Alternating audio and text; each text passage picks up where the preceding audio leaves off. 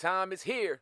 Take advantage. If you're interested in promoting your brand here at Viral Hip Hop News, music, brand, or even yourself, email me, Sam Ant, at dlsmediainc1@gmail.com for more information. Don't wait. Let's go. A former street soldier turned military vet is forced back into a life of crime to save his kidnapped son from certain death. Go watch Where Loyalty Lies, starring Jamal Dennis and me, Sam Ant, CEO of Viral Hip Hop News. Where Loyalty Lies, an Abden Brothers film, available now on Tubi. Watch today. 3, 2, 1. Welcome to another episode of the Hip Hop Uncensored podcast. I'm your brother, O God, from Hip Hop News Uncensored, and sitting across from me is my co-host. What up, y'all? It's your man, Sam Ant, CEO of Viral Hip Hop News. You're in the building for another edition of the Hip Hop Uncensored podcast. Oh, God, what's good, my brother? What's up, man? Back in the building Tuesday, November the 12th. You're live and you're locked into the Hip Hop Uncensored podcast, going 8 years strong. There's been some breaking developments, some new developments coming in about PnB Rock's murder now. It was a tragic thing when it happened. I don't know if you remember, Sam, man, but at the time, it was a video that was circulating. Well, there's a new development that came out today. I'm going to play this clip from a news station out in Philadelphia because they're talking about, a new angle to this case that we really didn't know about. So I'm going to play what they said, and then I'm going to get your thoughts on it. The murder of Here we go. star PnB Rock in broad daylight. He was from Germantown, you may recall. He was shot and killed while eating lunch at a restaurant in Los Angeles. And now there's new exclusive video coming out that sheds light on what really happened that day. The news magazine True Crime News is devoting a special edition tonight to the never-before-seen videos. The host of the True Crime News, Anna Garcia, joins us live here right now at CBS News Philadelphia. So, Anna, tell us about this video, this surveillance video. So it's got two components to it. One is the actual shooting, the murder. And what that video very clearly shows is that PnB Rock, Rakim Allen, never stood a chance because the shooter came in, put the gun up, asked for the jewels, and within seconds he was already shot. So the opportunity to hand over the $500,000 in jewelry wasn't even there.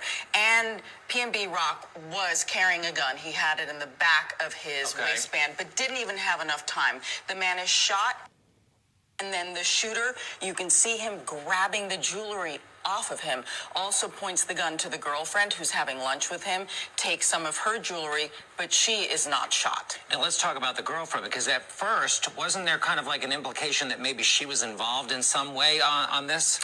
The implication was she had posted a picture from Roscoe's Chicken and Waffles where this happened. So the location, she's saying where we are. Where we are, and she posts a picture of the food, the chicken and the waffles, not of them, not that she's with him. Okay. And then the shooting happens. But what we didn't know now that we do, what we didn't know then that we know now is that photo had nothing to do with the murder of PnB Rock. The setup had started the minute he walked into the restaurant. He's wearing $500,000 in jewelry. There's someone there who spots him, does a fist bump. We see this on the video. He contacts someone else, a father and son team. Okay. And the food was... Exactly. And today we can tell you the full story. It's the entire half-hour episode on tonight here on your station. This is a great focus. And I know the folks here in Philadelphia, because of the connection with Germantown, people are going to be very interested. They should be. I think it will be very revealing about what happened. He never stood a chance.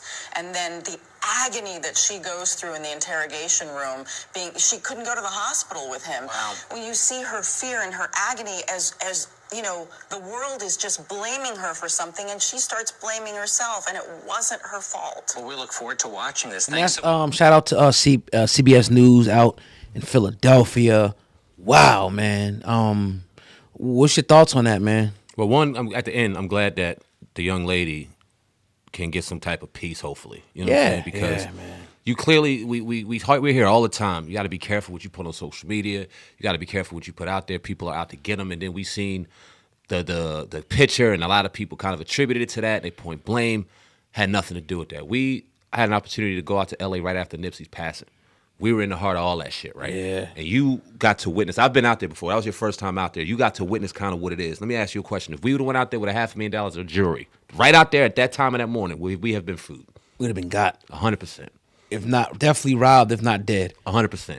Right. Because that's where we were at. So you saying he kind of brought it on himself? I'm not saying he brought it on himself, but what I'm saying, when you walk into the belly of the beast like that, shit like that is going to happen. It wasn't that they were waiting online and going, okay, there he is. They's waiting, they whip. Oh, shit, there you go right there. And went and pounced, because that's the environment and that's the place that is. I could sit back and go all day on, damn, you got to be aware of your surroundings. Right. You see somebody pull up on you, grab the gun, whatever. I could say a bunch of stuff in the moment now. All of that is hindsight, man. It's just, it's tragic. It's sad that we live in that society where people will do that type of shit. $500,000 worth of jewelry, that is raw meat to real hungry lions. I was talking to a friend of mine, and I was saying the same thing you were saying. He was like, nah, man, he got the right to go out and eat at Roscoe's. I was like, it's in L.A. He was like, nah, I don't care. He got the right to go out and eat. What'd you say to that? Of course you got the right to go out to eat. Right. But when you put a bunch of meat on, prepare to be food. Man.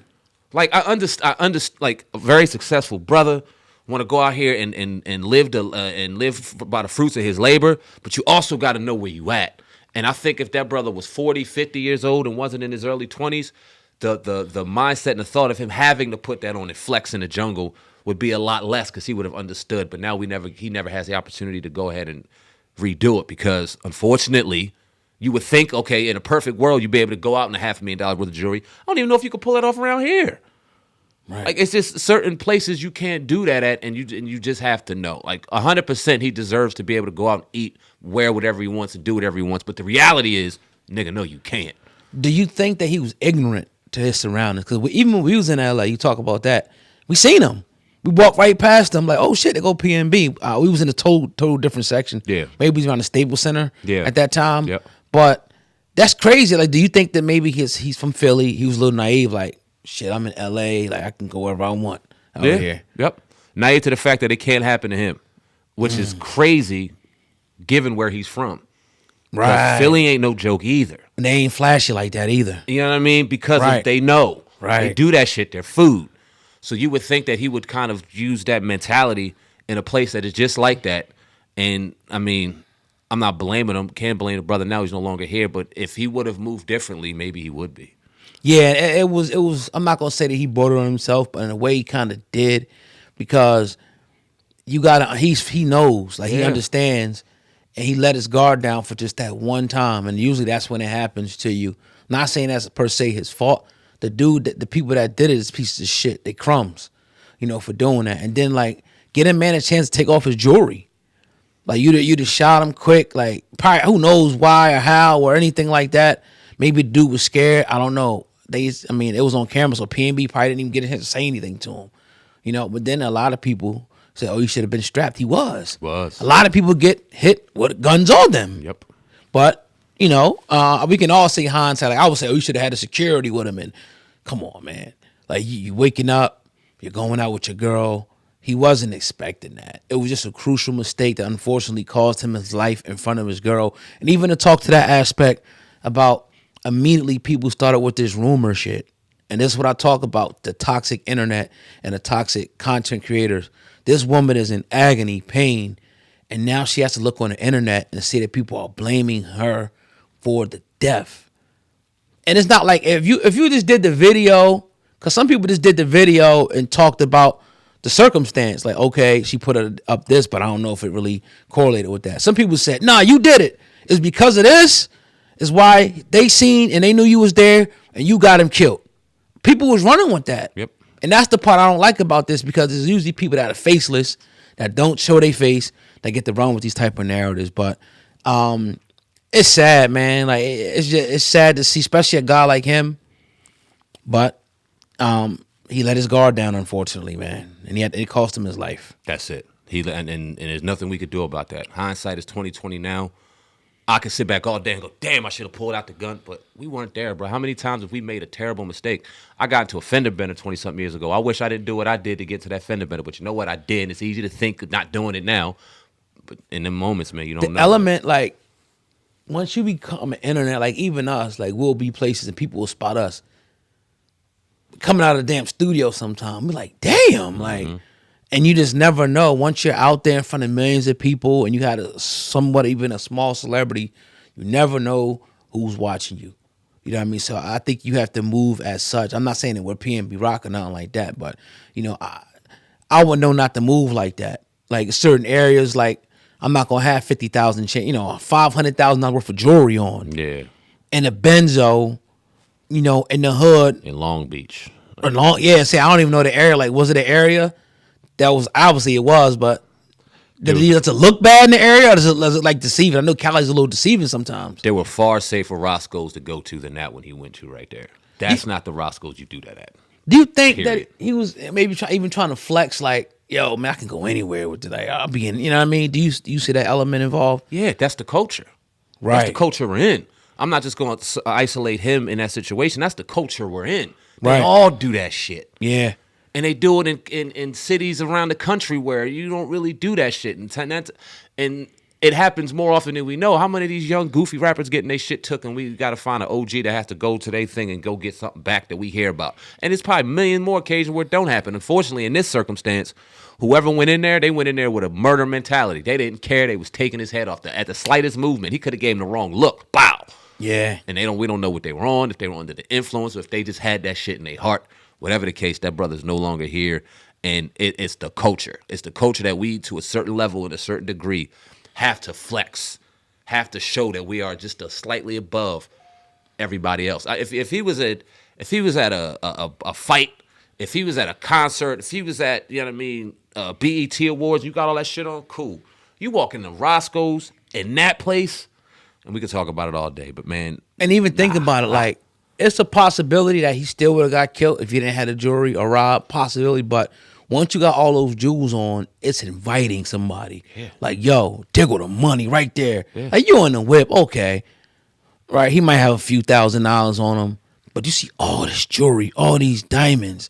He's like, yo, this is a come up, dog. This can change my life. Let me go get that. It's animalistic mentality. Yeah. You could have Yeah. all meat sitting in your house and vultures won't come in there, but put that shit right outside your door and let them see it and smell it. They're attacking. Man. And that's what we saw, man. Yeah. Condolences, and I'm glad that woman gets to kind of get some type of closure, and she don't got to blame herself for this shit. Yeah, man. And I hate that she has to go through all of this, man. But, you know, it is what it is.